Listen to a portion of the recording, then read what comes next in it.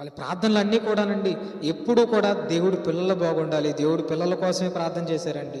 అలా ప్రార్థన దేవుడు విన్నాడు. రాజుల మొదటి గ్రంథం 3వ అధ్యాయం 7వ వచనం చదవండి. త్వరగా చదవండి, నా టైం అయిపోతుంది. రాజుల మొదటి గ్రంథం 3వ అధ్యాయం 7వ వచనం.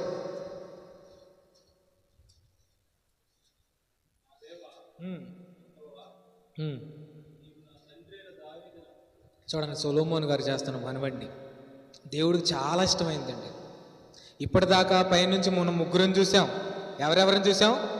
మోషేని చూసాం, యెహోషువాని చూసాం, ఏలియాని చూసాం. ఇప్పుడు 4వ ఆయన ఎవరు? సొలొమోను, దావీదు కుమారుడైన సొలొమోను గారండి. ఈయన చేసిన మనవండి దేవుడికి చాలా ఇష్టమైపోయిందటండి. ఎలాంటి మనవ చేశాడో చూడండి.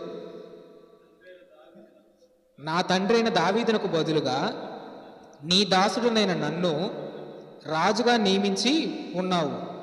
అయితే నేను బాలుడను, కార్యములు జరుపుటకు నాకు బుద్ధి చాలదు. నీ దాసుడునైన నేను నీవు కోరుకున్న జల్ల మధ్య ఉన్నాను.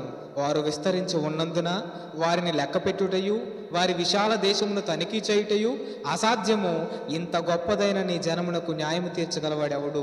కాబట్టి నేను మంచి చెడ్డలు వివేచించి నీ జనులకు న్యాయము తీర్చినట్లు నీ దాసుడనైన నాకు వివేకము గల హృదయము దయచేయము. సొలొమోను చేసిన ఈ మనవి ప్రభువునకు ఏమైందంట?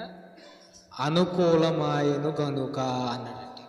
ఇక్కడ ఎక్కడైనా నాకు బంగారం కావాలని కానీ మన ప్రార్థన చూద్దాం. మన ప్రార్థనలో ఉంటాయి, నాకు ఈరోజు పని లేదు ప్రభువా, నువ్వేం చేస్తావు నాకు తెలీదు, నేను ఈరోజు పడుకుంటున్నాను ఇప్పుడు ప్రార్థన చేసుకొని, ఉదయం లేచేటప్పటికి నాకు పని ఎక్కడో ఒకటి దొరకాలి అని చెప్పి మనం ప్రార్థన చేస్తాం. అవునా? పని కోసం ప్రార్థన చేసేవాళ్ళు ఒకళ్ళు, ధనం కోసం ప్రార్థన చేసేవాళ్ళు ఒకళ్ళు, ఆస్తి సంపద కోసం ప్రార్థన చేసేవాళ్ళు ఒకళ్ళు, స్థలం కోసం చేసేవాళ్ళు ఒకళ్ళు, ఎన్నో వాటి కోసం మనం ప్రార్థన చేస్తాం. ప్రార్థన చేయటమే కాదు, బెదిరిస్తాం దేవుణ్ణి. ఏమని? కళ్ళు మూసుకొని ప్రార్థన చేస్తున్నాను, ఇప్పుడు ప్రార్థన అయిపోగానే నేను పడుకుంటాను, ఉదయం లేచేటప్పటికి నువ్వు నాకు చేయాలంతే. ఈ మామూలుగా బెదిరించమండి మనం.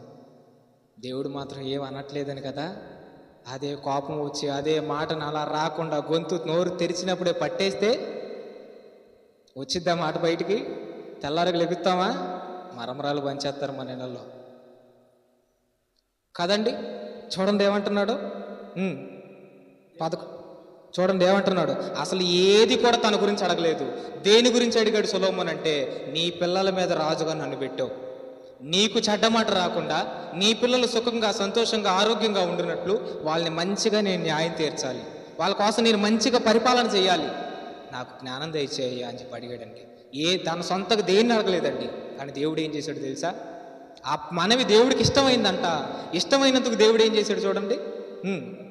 దేవుడు అతనికి ఇలాగూ సెలవిచ్చును, దీర్ఘాయువునైనను ఐశ్వర్యమునైనను నీ శత్రువుల ప్రాణమునైనను అడుగక న్యాయములను గ్రహించునట్లు వివేకము అనుగ్రహించమని నీవు అడిగావు. నీవు ఇలాగూ అడిగినందున నీ మనవి ఆలకించుతున్నాను.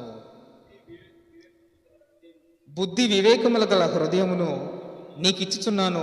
పూర్వీకులలో నీ వంటివాడు ఒకడును లేడు, ఇక మీదట నీ వంటివాడు ఒకడును ఉండడు. చూడండి, అడిగాడు, జనం కోసం అడిగాడు, దేవుని పిల్లల కోసం ప్రార్థన చేశాడు. దేవుడు పిల్లల కోసం ప్రార్థన చేసినప్పుడు ఆయన మనవైన విన్నాడు. అయితే సొలొమోను నీ కోసం ఏది అడగలేదు కదయ్యా, ధనం అడగలేదు, బంగారం అడగలేదు, సంపద అడగలేదు, నీ శత్రువు ఎవరైనా ఉంటే అలా ప్రాణం కూడా తీయమని అడగలేదు కదయ్యా. ఎంత గొప్పోడండి సొలొమోను, ఎంతో గొప్ప భక్తుడండి ఆయన. కానీ మనము ఉన్నామండి, మనము దేవుడు నమ్ముకున్నామండి. మన శత్రువుల ప్రాణం పోకూడదని ఏ రోజన్నా ప్రార్థన చేస్తామా? వాడికి ఏదైనా జరగాలనే ప్రార్థన చేస్తాం మనం. అవునా? బండి మీద వెళ్తుంటే బండి మీద నుంచి పొరపాటున కర్మగాలి పడ్డాడన్న విషయం మనకు తెలిస్తే వాడికి బాగా జరిగింది. కాలే ఇరిగిందా, చేయి ఇరిగిందా, తలగా ఏమైనా పగిలిందా, ఎలా అడుగుతామండి మనం? కానీ శత్రువుల ప్రాణం కూడా అడగలేదని చెప్పి దేవుడు ఏం చేశాడు? ఆయన మనవి విన్నాడు, ఆయన అడగనిది కూడా ఇచ్చేశాడు. దేవుడు మనసు అంతేనండి. మీరు ఎప్పుడైతే మీకోసం అడగటం మానేసి ముందు దేవుడి పని కోసం, దేవుడి పిల్లల కోసం అడగండి. మీరు ఎప్పుడైనా ప్రార్థన చేసేటప్పుడు మీ గురించి పక్కన పెట్టి, ఇదిగో ఇక్కడ ఉన్న మన అందరి గురించి ప్రార్థన చేసి తర్వాత దాన్ని వదిలేయండి. మీ గురించి మీరు అడగకపోయినా మీకు సహాయం చేస్తారు దేవుడు. ఎందుకో చెప్పమంటారా? మీరు ఎవరి గురించి ఆలోచించారు? దేవుడి గురించి, దేవుని పిల్లల గురించి ఆలోచించారు మీరు. మరి దేవుడి గురించి, దేవుడి పిల్లల గురించి అంత చక్కగా ఆలోచించే మనల్ని వదులుకుంటాడు దేవుడు?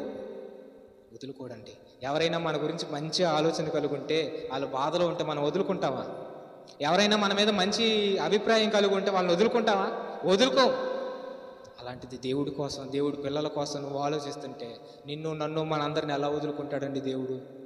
వదులుకోడు కదా, వదులుకోడు. కానీ విచిత్రం ఏంటంటే దేవుడు పనిని మర్చిపోయాం మనం, ప్రార్థనకే అలవాటు పడిపోయాం మనం.